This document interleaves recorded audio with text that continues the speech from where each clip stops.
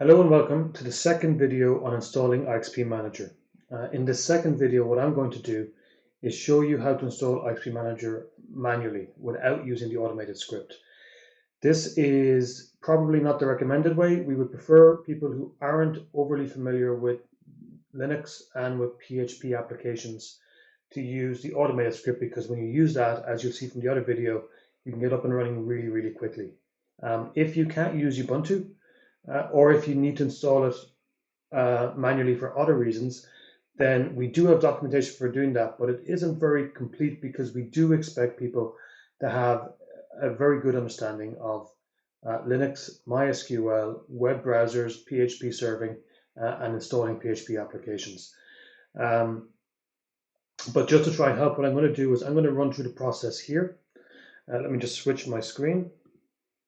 So what I'm going to do is I'm going to show you how to install it manually, starting from a bare bones Ubuntu installation. So you can see here I've got Ubuntu 2004 LTS, so that's a 2020 April long-term support edition. This will be supported for 5 years by Ubuntu.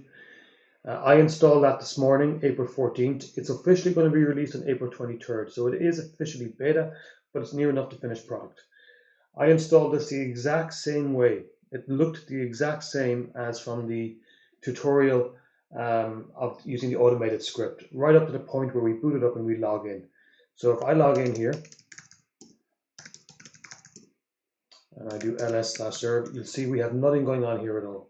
So I'm going to just hide this away. I'm going to, I'm going to hide that away, and I'm going to hide this away, and I'm going to use the command line. So I've logged in to that box, IXP Manager, on my local LAN here. Again, there's absolutely nothing on this, bare bones. So what I've done is, as I've been putting this demo together, I've been rewriting the manual installation instructions for the website. They're not live yet, but they'll be live shortly after this. So this here is where I'm updating those instructions. And I've also created a second document just to help me step through the commands that I've already tried earlier on this morning. So with the manual installation, one of the things that we do note is that IXP Manager tries to stay current in terms of technology, particularly in terms of PHP. As a PHP developer myself, I find that using older versions of PHP, which can't use current libraries and current frameworks and current modalities of programming, I find it's very much a disincentive to continue developing a project. So we keep IXP Manager current with PHP. Right now, up until April 2020, PHP 7.3 is required. For this installation, we're going to go with 7.4. That's how I develop, and I know it works. It will still work with 7.3 before now, but at some point in the near future, we're going to bump that to 7.4 as a hard requirement. The other thing is with Ubuntu 2020, it ships with MySQL 8 by default. So we're suggesting from April 2020, you should use MySQL greater than or equal to 8.0. So one of the first things we should do when we have our new operating system is we should update it. So I'm going to go in here as root.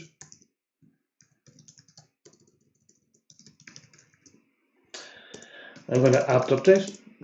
Now I've actually done this. It's the only thing I've done on this box is do an apt update and apt dist upgrade, just so that we wouldn't be sitting here watching it as part of this demo. But we're just going to run through it just to show you. So that's my apt update. And I'm just waiting on this, and now we get our apt dist upgrade. Oops. So in the time since I did this a couple of hours ago, a couple of new packages have been updated, so we're just going to quickly run through those. And while that's happening, let's just pop back here. So I have Table Plus ready off screen, so we'll come back to that in a minute. So I did say we're using Ubuntu 2004, the beta version for this. Joe, yeah. So when it comes to text editors, I'm a big fan of Joe, the only one I tend to use. The other thing that I normally do with Joe as well is sorry, now just wait till this finishes. So Joe, it's RC file, and I always disable backups. I hate finding these tilde files lying around the place, so that's something I always do. The other thing, just to help us out here, wouldn't normally do it as the root user, but if I type apt and tab, I'm getting local files. Really, I want auto completion to work because it's really convenient, particularly when you're as a user. Not necessarily, it's usually typically disabled for a root user, but we're going to turn that on. I'm going to edit once it's finished, I'm going to edit the bash file, and down the bottom, I'm just going to uncomment these lines. I'm going to source bash rc, and now if I do apt and I tab, you can see I get the actual apt command. So it just helps an awful lot when you're on the command line to use autocomplete. Right, so we're going to install a huge bunch of software. Let me just get this going, and then we'll talk about it. So this was taken straight from the automated installation script, and I updated a couple of things. I changed everything to PHP 7.4, which ships by default with Ubuntu 20.04, which is great. We don't have to use Andre Suri's Ubuntu PPA like we did with the automated installation script, because 7.4 is part of Ubuntu 2020. At some point, we're going to end up with PHP 8, and if you're using 2020 at that point, we may need to switch to PPA, or we may just get a new version of Ubuntu. So we'll see how that goes down the road.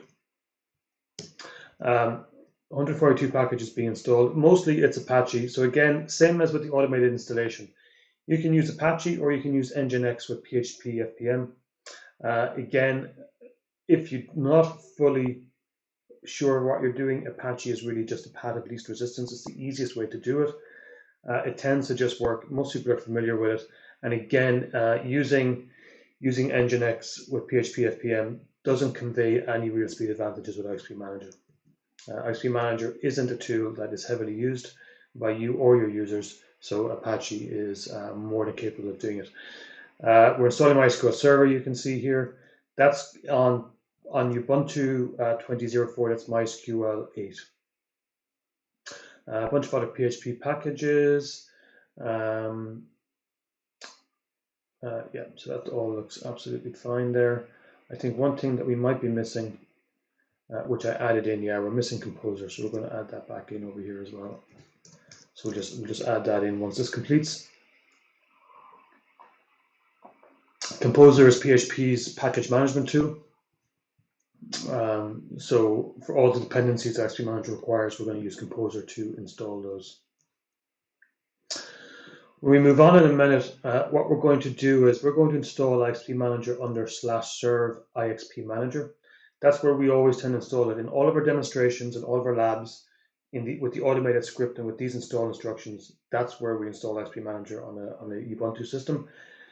We typically refer to it in documentation as IXP root, just in case you ended up putting that somewhere else.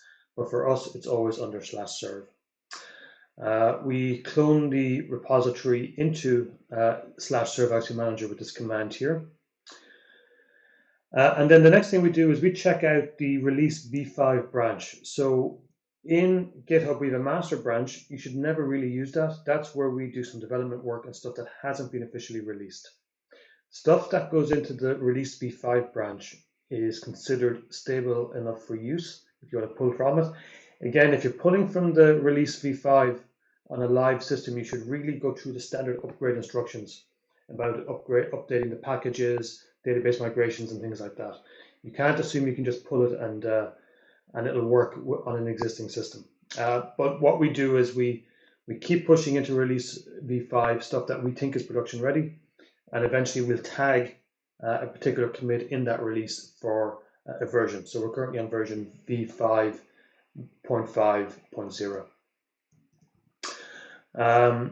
And then in the usage in the web serving of IXP Manager, the web server needs to write to two directories: a bootstrap/cache directory, which is part of the Laravel framework, and then everything else ends up in the storage directory. Logs, any uploaded files, any cached templates, all that kind of stuff will end up in storage. And if you're using the file cache, that will all end up in storage as well. So it looks like we're nearly finished here.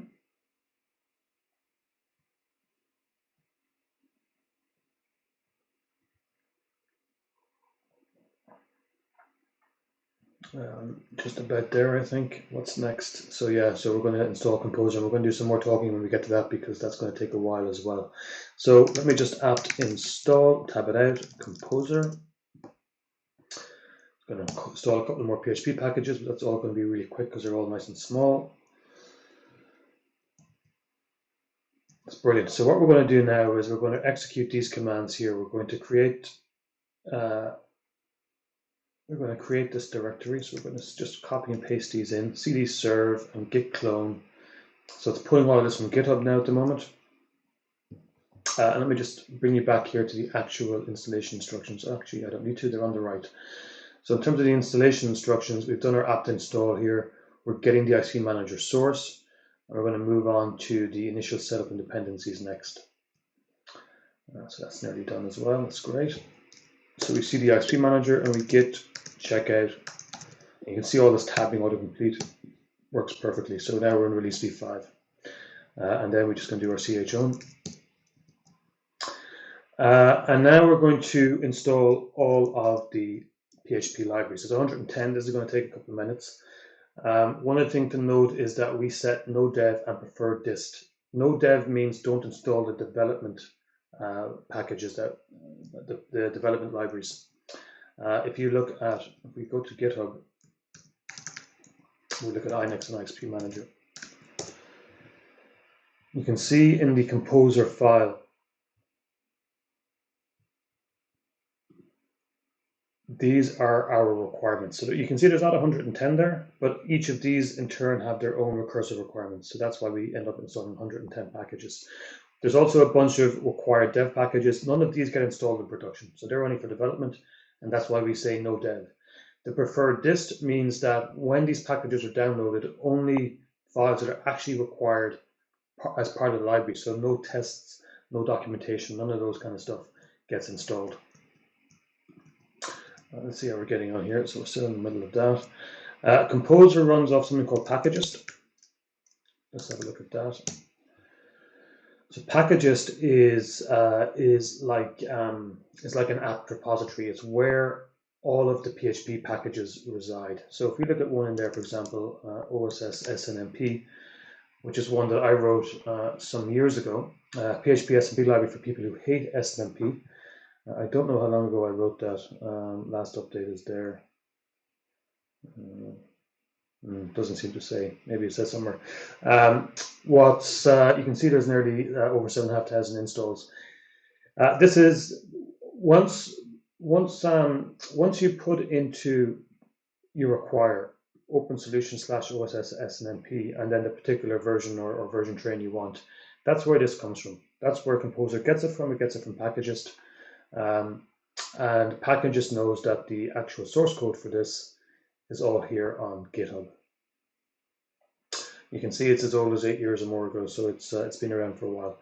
It's the tool that we use to pull switches, to get interface names and things like that.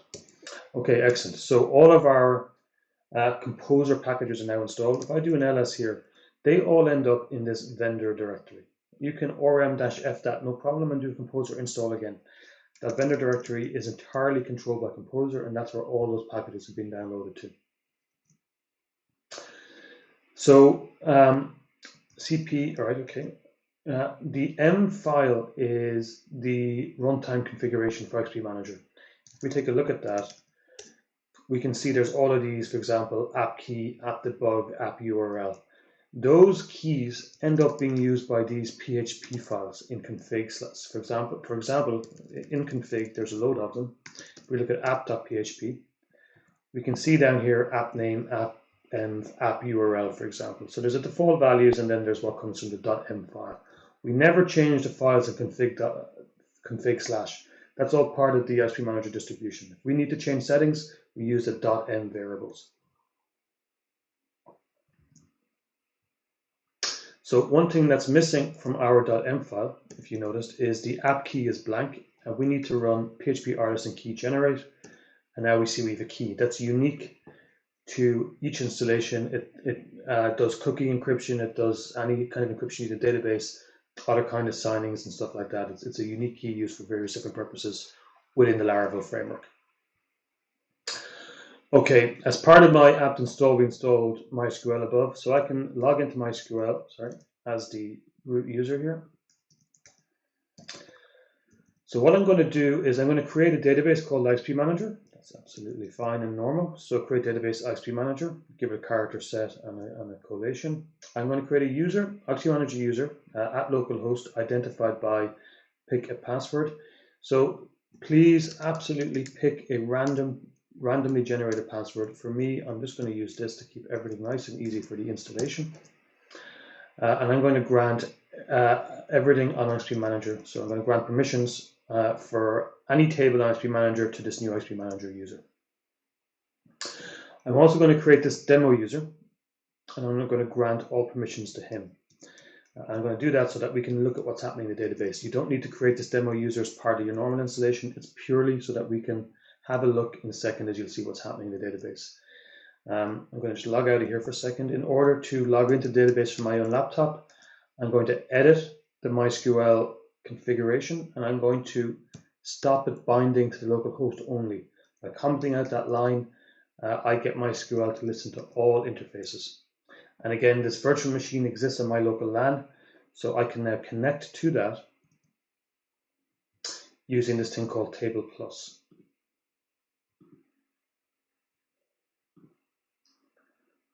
So these are my Table Plus settings, IXP Manager demo, my host on my local LAN, demo user. So my apologies, my OBS recording just kicked out there. I was showing you the Table Plus settings. I click connect, so you can now see I'm connected to IXP Manager demo database, and you can see that there are only the IXP Manager database besides the MySQL default ones, and you can see in that database I don't have any tables or anything yet. So what we've done at this point is we've created the MySQL database, created the user, granted the permissions, and flushed the privileges. What I need to do now is create the schema, and that's what this command does here.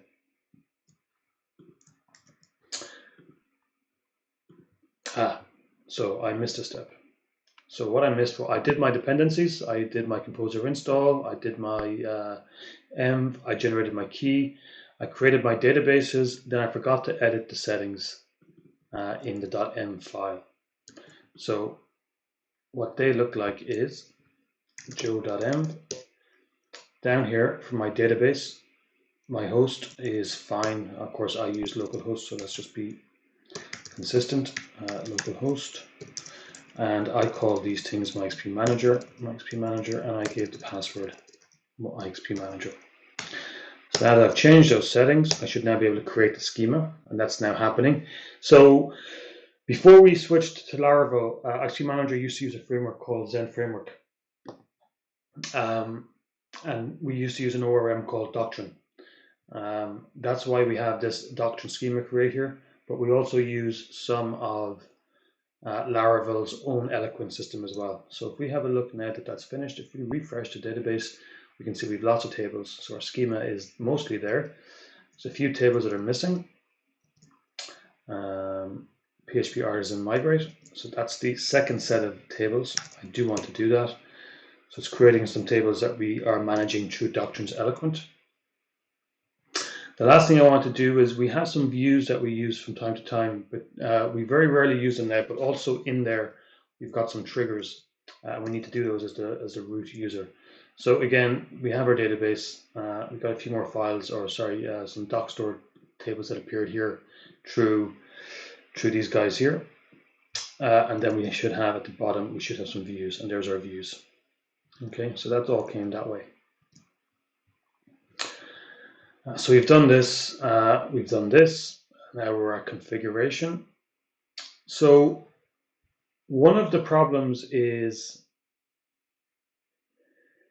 that with IXP Manager, we don't have your typical web application first time setup form or process. It's always been manual. In the automated installer, you get asked a lot of questions like what is the name of your IXP and things like that. That all builds into this set of queries here, which if you're doing the manual install, you need to copy these and do them manually, which is what we're going to do. at some point we should probably build a welcome page that asks these questions, but we expect most people these days to use the automated script, so that's really a mostly unnecessary piece of work. What I've done over here on the left is I have, so we've done all of this. Our next step, and sorry, that was a step up here as well, was just to edit the .m file and see what other changes we need to make. Let's have a quick look and see if anything jumps out at us.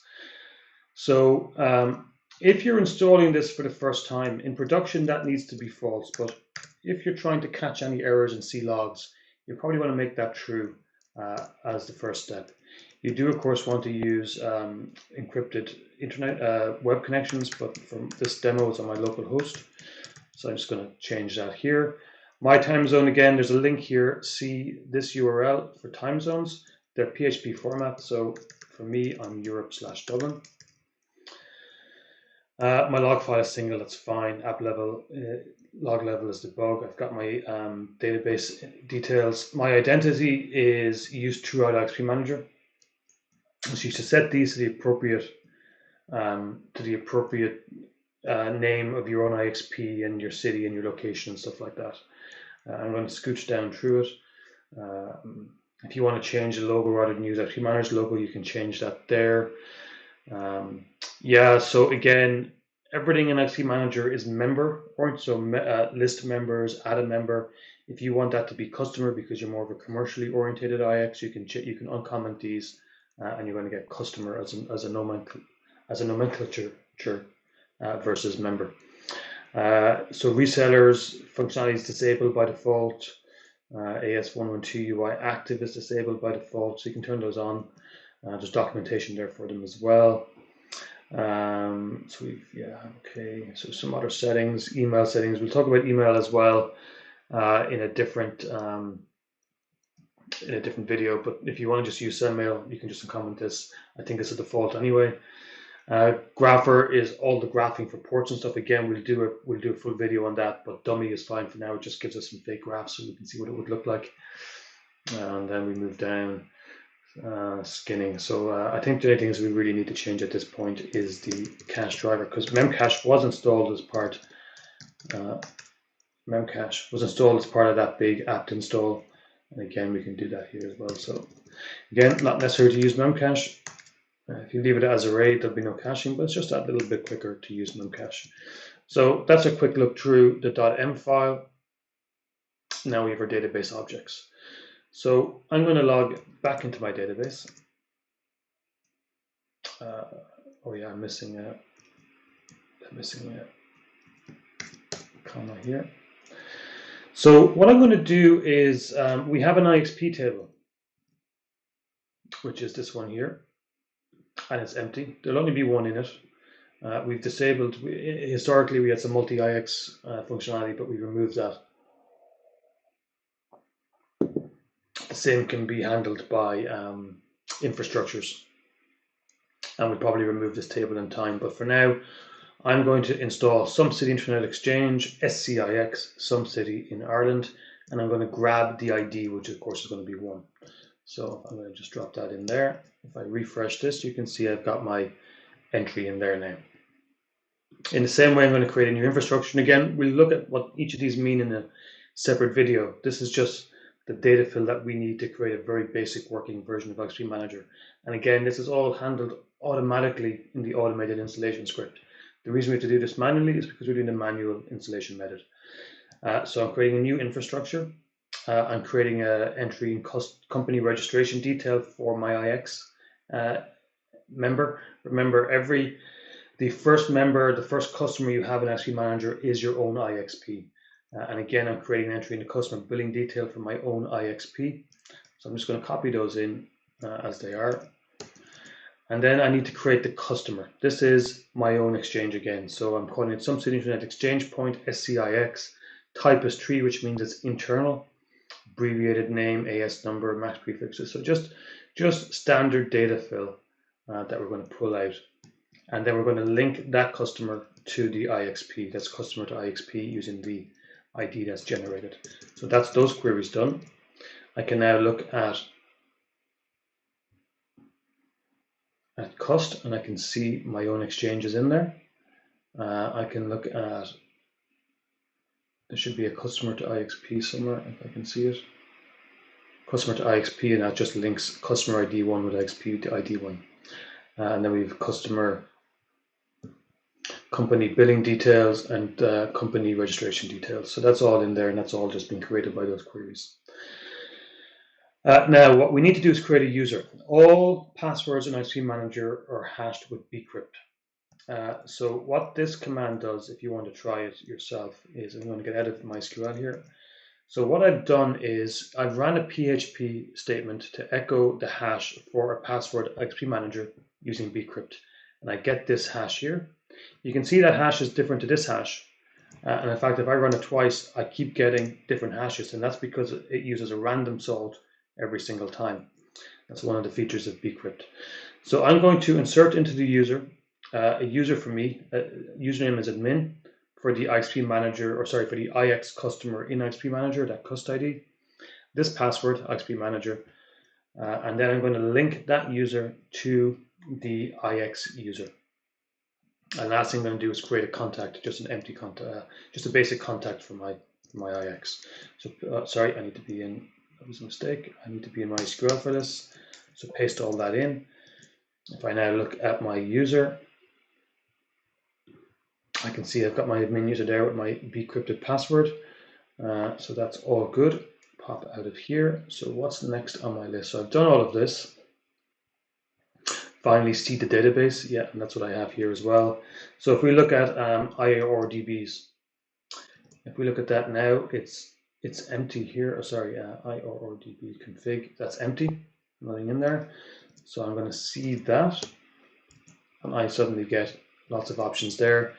And similarly, I'm going to seed vendors like Cisco and Juniper and stuff, and seed contact groups. So that's just some data fill that needs to go in to make IXP Manager work.